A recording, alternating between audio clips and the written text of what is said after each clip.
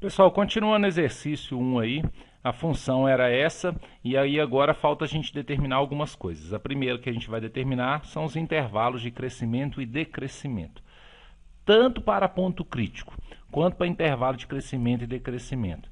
E a ideia de pontos extremos, a gente vai usar a primeira derivada que a gente encontrou, que foi essa aqui.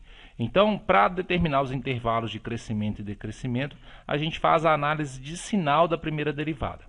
Por isso eu fiz essa reta e marquei aberto o ponto 1, porque o ponto 1 não pertence ao domínio. Se a gente observar a função, o ponto 1 não pode ser usado porque ele zera o denominador, por isso que está aberto aqui.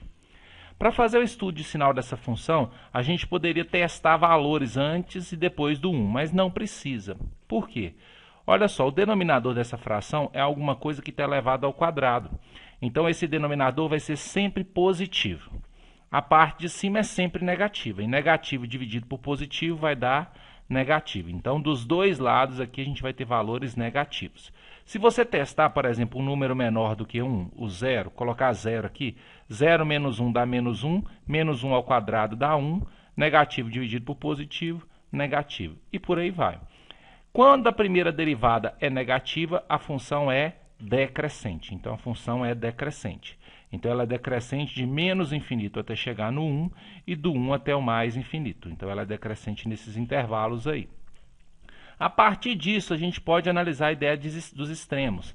Aqui está falando extremo local, mas extremo local e relativo, máximo e mínimo local e máximo e mínimo relativo é a mesma coisa. A gente não encontrou ponto crítico. Observa que a função é sempre decrescente. Então, como a gente não tem ponto crítico, ela também não vai ter ponto extremo. Então, nós não temos pontos extremos, né? Então, a gente pode concluir isso aí. Outra coisa que a gente vai analisar é a concavidade e o ponto de inflexão. Se ela tem ponto de inflexão e como que é a concavidade dessa função. Para isso, a gente usa a segunda derivada. Então, a gente faz a análise de sinal da segunda derivada. Vou fazer a reta, marcando um aberto, pelo mesmo motivo do anterior, que ele não pertence ao domínio. E observa essa fração. Observa se existe algum valor de x que zera essa fração. Se tiver algum valor de x que zera essa fração, eu também vou marcá-lo aqui. Só que essa fração nunca vai dar zero. Por quê? Porque o numerador dela é 4.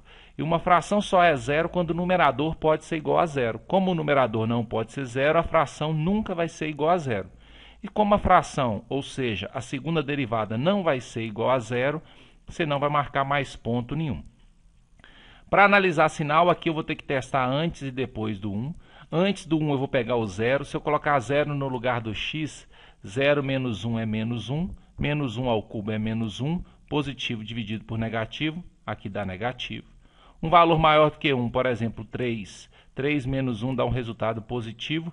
Elevado ao cubo continua positivo. Positivo com positivo dá positivo. Então, aqui ela é concavidade para baixo.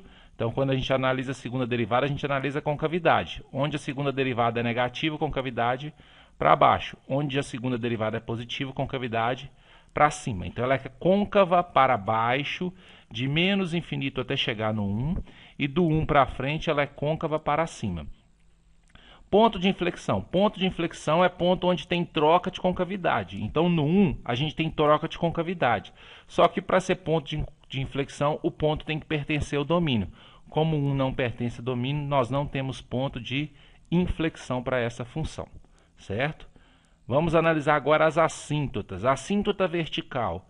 Valor de x que zera o denominador dessa fração é o x igual a 1. Então, a gente vai testar x tendendo a 1 pela esquerda e depois pela direita. Se eu substituir 1 no lugar do x, em cima vai dar 2, embaixo vai dar 0. Mas se x é menor do que 1, pensa um número menor do que 1, o 0. Se eu colocar 0 no lugar do x, 0 menos 1 dá menos 1. Então, aqui embaixo é próximo de 0 por valores negativos. Mais com menos vai dar menos infinito. Agora, vamos calcular o limite da função quando x tende a 1 pela direita. Substituindo x por 1 aqui, vai dar 2 sobre 0. Mas não é 0, é próximo a 0. E se x é maior do que 1, um número maior do que 1, por exemplo, 3, quando eu coloco 3 no lugar do x, 3 menos 1 dá 2. Um resultado positivo. Positivo com positivo, positivo. Então, a assíntota vertical x igual a 1. A assíntota horizontal, calcular o limite de x tendendo a mais ou menos infinito, que nesse caso pode ser feito junto. Como em cima e embaixo são polinômios, a gente pode pegar só a maior potência de x. Em cima é o 2x, embaixo é o próprio x. Simplifica x com x, limite de 2, limite da constante é a própria constante, que é o y igual a 2. Então, x igual a 1, y igual a 2 são as constantes. Juntando todas essas informações, a gente consegue montar o gráfico, que vai ficar assim.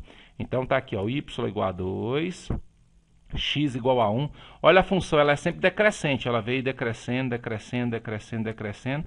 Aí aqui não tem gráfico, ela começa lá em cima, decrescendo, decrescendo, respeitando as assíntotas. Esse é o gráfico da nossa função aí.